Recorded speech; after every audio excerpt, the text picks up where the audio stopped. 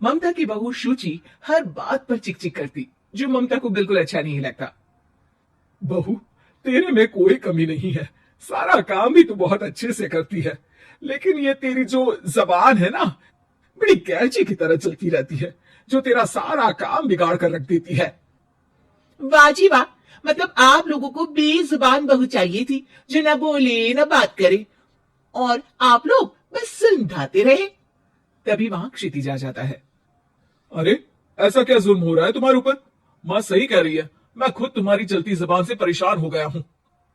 अब तो शुचि का पारा 7वें आसमान पहुंच जाता है। वाह जी वाह, अब आप भी। क्या नहीं किया मैंने आपके लिए, अपना सब कुछ दांव पर लगा दिया, लेकिन आप भी अपनी माँ की जुबान बोलने लगे। अरे यार, कैसी बात बोल रही हो? माँ की जबान, बीवी की जबान? अरे मेरी तो कोई जुबान है ही नहीं जैसे। देखो शुचि, माँ से बुरा व्यवहार मैं पसंद नहीं करूंगा। अब क्या था, माँ के सामने अपनी हुकूमत कम होती देख शुचि को माँ से नफरत होने लगती है। अगले दिन शुचि माँ के कमरे में जाती है। माँ, ये लीजिए गर्म पानी। पानी रखकर वो चली जाती है, लेकिन जैसे ही माँ गरारा करने लगती है। अरे, मैं तो जल गई। अरे पानी इतना गर्म क्यों दिया शुचि? मेरा तो पूरा का पूरा मुंह ही जल गया।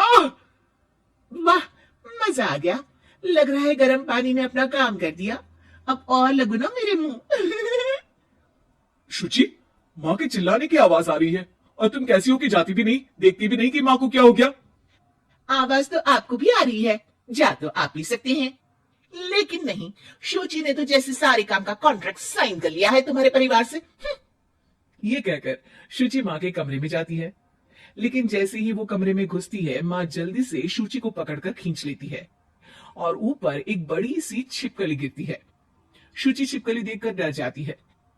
हे भगवान, ये छिपकली मेरे ऊपर गिरती तो मैं तो मर ही जाती। हाँ बेटा, मैं जानती हूँ कि तू छिपकली से डरती है, और समय पर मेरी नजर पड़ गई, ऐसे मेरा मुंह जल गया है। हाँ, प्लीज कुछ कर, रहा नहीं जा रहा है। शुचि को अपने किए पर पछतावा होता है और भागकर सास को बर्फ देती है। ये लीजिए, इसे मुंह में रख लीजिए, और गलती तो वैसे आपकी भी है, चेक करना चाहिए था ना आपको कि पानी कितना गर्म है। अरे 7 साल हो गए तेरी शादी को, तब तो चेक नहीं किया, अब क्यों करूं? वाह जी वाह, यहाँ भी मेरी ही गलती है। अरे इंसान हूँ, मशीन नहीं जो हमेशा सही रहूं। अच्छा, आज मैं दोपहर में सहेल के घर जा रही हूँ, अभी से बता देती हूँ। अरे हाँ हाँ, जाना, मैंने कब मना किया है? पता है नहीं किया, लेकिन बच्चे। हाँ हाँ, जैसे तू हमेशा बच्चों को साथ लेकर जाती है, मैं देख लूंगी ना। शुचि तैयार होकर सहेली के घर जाती है। अरे वाह शुचि, तेरी ड्रेस तो बहुत अच्छी है, तू ऐसे कपड़े पहन कर निकलती है तो तेरी सास कुछ नहीं कहती क्या? दूसरी सहेली बच्चा संभालती हुए कहती है। अरे सूची, सही है तू, एंजॉय भी कर लेती है लाइफ को, और बच्चा सास देख लेती है, तेरे तो मजे हैं भाई, मजे। अरे मजे कैसे, जब वो बोलती है ना तो बड़ा ही कड़वा बोलती है। रहने दे, अच्छा चल मैं जा रही हूँ, डिनर भी तो बनाना है ना। शुचि ये बोलकर वहां से चली जाती है। घर आकर देखती है कि माँ बच्चों के साथ खेल रही है। आ गई बेटा? आना ही था ना, खाना कौन बनाएगा? फिर रात होते ही सब चिल्लाने लगेंगे, खाना खाना, और फिर सबको मौका मिल जाएगा ना मुझे कहने का कि मैं सही हूं ही नहीं, खाना भी नहीं बनाती हूँ, और आप आप तो सबसे पहले बोलेंगी। अब सास को गुस्सा आ जाता है। एक तो सारा दिन तेरे बच्चों को देख रही थी, घर पर किसी ना किसी का आना जाना लगा रहता है, बच्चे घर गंदा करते हैं, उसे देखती हूँ।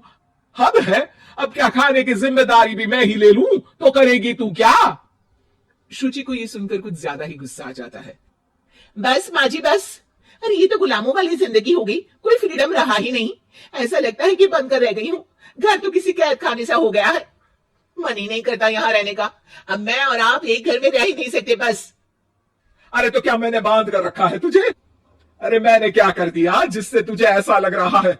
और तेरा इतना बोलने के बाद तो मैं खुद ही तेरे साथ नहीं रहना चाहूंगी। लेकिन अब सवाल था कि सासू माँ जाएंगी कहाँ, क्योंकि बहू तो मायके चली जाती है, लेकिन सास सास कहाँ जाए? तभी क्षितिज आ जाता है।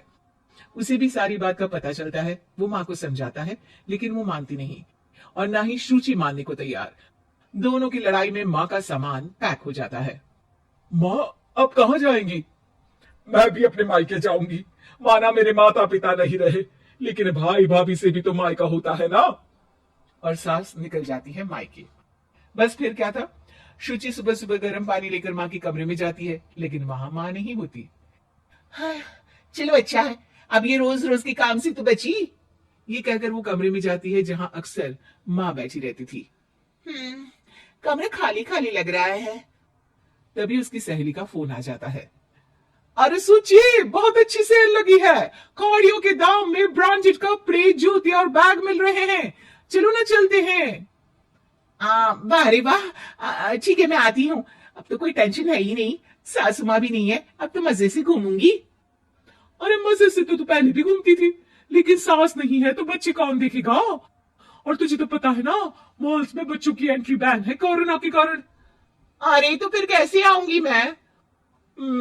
सेल तो बस आज के लिए है, कल खत्म। शुचि को बड़ा रोना सा आता है। फिर वो जब दिन में खाना खाने बैठती है, वो भी अकेले अकेले। अकेले तो कोई खाना भी नहीं खाया जाता, मैं नहीं खा रही माँ के बिना। शाम को क्षितिज जाता है तो शुचि जोर जोर से रोने लगती है। अब क्यों रो रही हो? क्या हुआ? माँ को घर से निकालकर शांति अभी भी नहीं मिली तुम्हें? नहीं, मैं माँ के बिना नहीं रह सकती।